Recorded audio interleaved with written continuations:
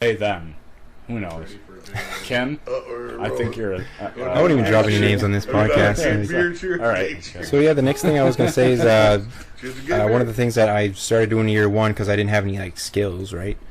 Maximus wasn't like established as the unicycling and then the trampoline stilts that came year 3, and we can talk a little bit later about that a bit later.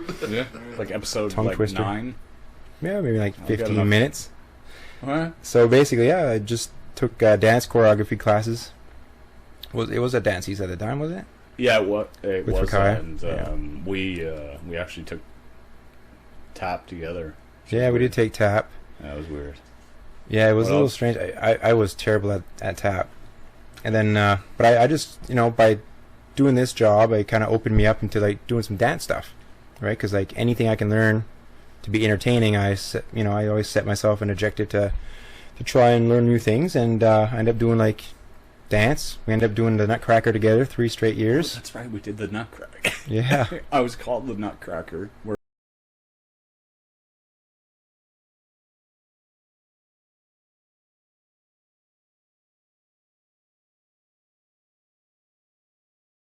The tableau vivant of Yeah. us doing the Nutcracker. Oh, I have one, trust me, and the mustaches. I couldn't grow facial hair at the time. No. And Look at you now, though. Look at me now, I'm like a werewolf. Must be the medicinal. I trimmed a little Working bit for for ya. you, and I shaved. That's nice. I shaved Yeah. too. Yeah. Weird, eh? Well, I do have one question related to Maximus. Yeah, go ahead. Since Maximus, and you can include this in the show if you'd like. Yeah. So, other than creating the name, training you, Mm. and my wife having all the connections with the team being the choreographer of the team, wouldn't you say that me and my wife created you in the role of Maximus? That's actually a really in-depth thought. I like it. I never thought of it that way, but we actually did have a lot of fun together. Like, Yeah. we did have a lot of fun. Okay, rephrase that. We spent time. In Training. In terms of the miracles, the name was one of those contests that we threw a contest at the community. It was like name the mascot event. So there was And I won. Yeah, Chris won. We thought it out. We put it in, but we didn't actually win because we just decided that's the name. We actually put the name out, and I think there was a public vote. There was like 3 or 4 different names. Oh man, I wish if you can find those names, put them up on the tableau, because like I'd like to see those names. I'm sure they're out there I somewhere. can bring them up. I know who you're thinking of. And The names at all times. of the mascot names. Right now, I'm just above your cognition level, but I'm trying to like lower it down a Okay. bit because it's Can we go uncensored for like a couple minutes? All right, you can cut it. Alright. When is it too much when it comes to me? You seem to be doing okay. Yeah. Thank God, doing you're doing alright. great. Yeah. You auctioned yourself off to the ladies. Oh yes, I did. To the ladies. Yeah, that was a good one. Yeah. So, Continue episode. So when you auctioned yourself off to the ladies, I don't. That would have been like year 2. So yeah, there was like this event going on. and did any girls pay? Oh yeah, I got paid like $500. Was like the What? minimum. What? So I went on the stage. I think it was a year 1 actually. I went on the stage. We had So what we had to do is single guys had to go on the stage, present themselves, talk a little bit, and do a little dance or do a little something. So I think I did a little dance, and I also had a Segway from Segway PT Tours. I don't know if they're still active in Moncton or not, but they were a sponsor for the games. So I just asked them if I could grab a Segway for this event where I was selling my date idea. Nice. Your water's there, by the way. Oh yeah, thank you. Spray all over your face. Oh my God, dude, this is the finest stuff. Okay. So yeah, basically, You auctioned the date. yourself off to the females. So, let's talk about the date. So who was the lady? So the funny thing is, I basically went on the stage, did my thing, my shuffle and dance, pumped up like 10 one-arm push-ups on each side, and drove around my Segway around the crowd, winking all the older ladies because it was a very old crowd.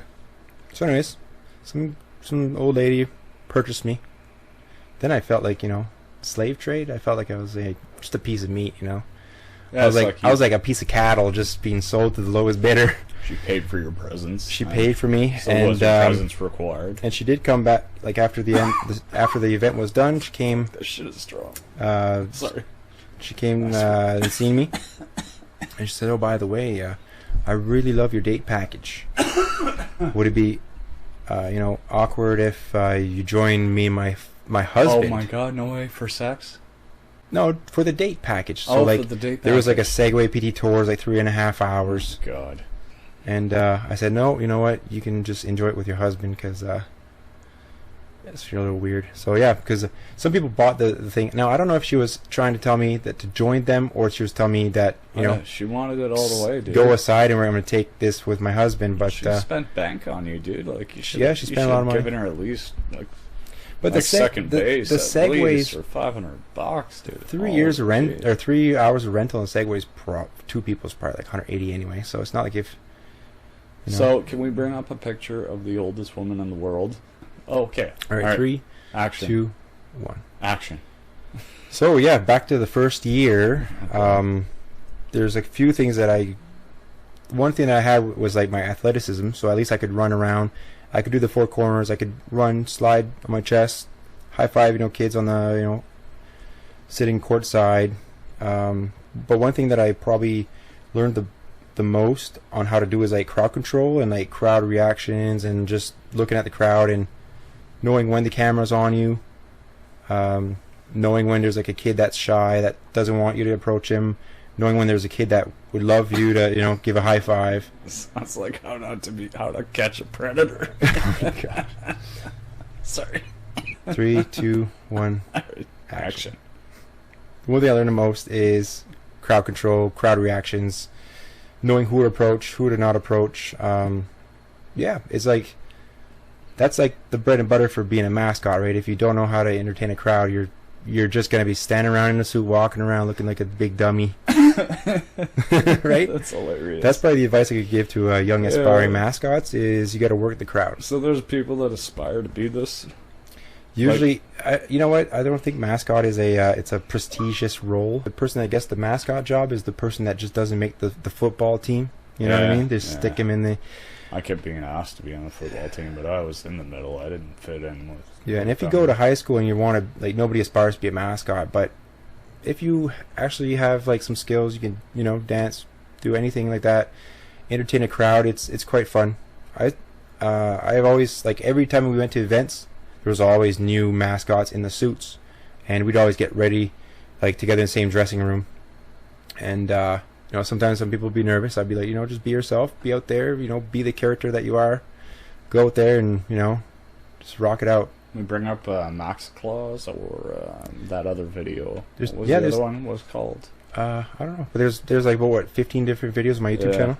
Yeah, there's a couple on Miracles Maximus. Yeah, I believe is the name. And I still actually have access to all my socials. I just never go on. But after this podcast, what we'll do is we'll go on. We'll do forget password, and then we're gonna launch this video. This podcast on all of the Maximus socials. We'll see how much trouble we can get. Oh, you can't say that? Yeah, you can't say that. Okay, so let's go to year 2. Year 2 is the fun. So the summer of between year 1 and year 2, obviously, got to do something because we can't go back into year 2 with the same skill set as year 1. We have to come back with something, right? So I don't know. We're having a couple drinks, me and you, and we come up with the idea of. Let's try unicycling. So we unicycled all summer, and I think at one point I had my unicycle, you had a unicycle. I would go in. It's like we had natural heroin in our bodies. Like we're like in our like 25, maybe 24 years old at this time. Yeah. Like people do this when they're 16, but we had like a second wind of like teenage years, and like at 24 years old, I was like, I'm just gonna learn how to freaking unicycle because like. Got to do something in the off season. We could even bring up to be able to entertain the levels of your learning expertise. So the bottom being the unicycle and going upwards the unicycle, and then boom, the stilts. Yeah, that's year 3. Year 3. We're already. But sorry, spoiler. So yeah, basically year 2. We unicycled all summer. you were actually beating me in terms of like distance. Yeah. Because every time that Chris would like, it went like I went 6 feet, then Chris went 8 feet without touching any walls or rails or anything, and then after that I would